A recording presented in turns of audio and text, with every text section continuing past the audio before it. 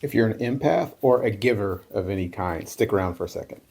So I'm in these spiritual, psychic mediumship circles that we get together weekly and practice our different skills. Usually we do that by reading each other.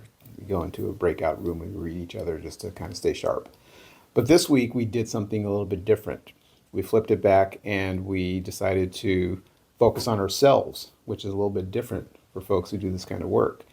There's an old saying that empaths light themselves on fire to keep other people warm. That's just kind of how we do. We give. So we flipped it back on ourselves and we focused on some questions for ourselves.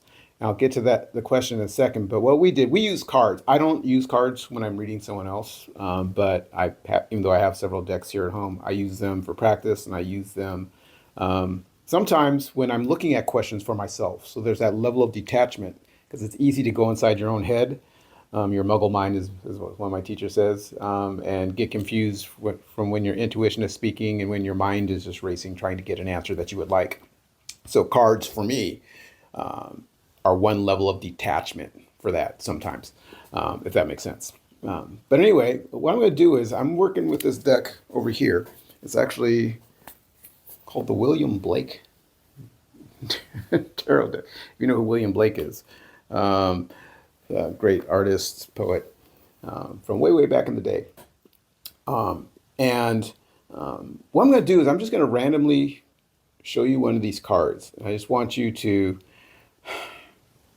see what it says to you, see what you learn from it, or see what you get from it don't overthink it at all. Just what do you notice in that card? I'm setting the intention for a question.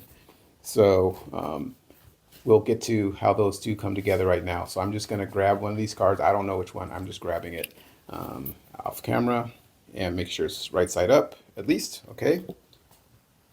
So if you can see this, the name of this card is Transformation. And just notice what you see in that card. And you can pause the video to take a longer look at it.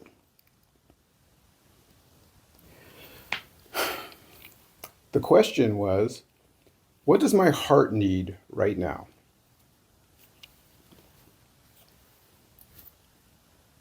What did that bring up for you?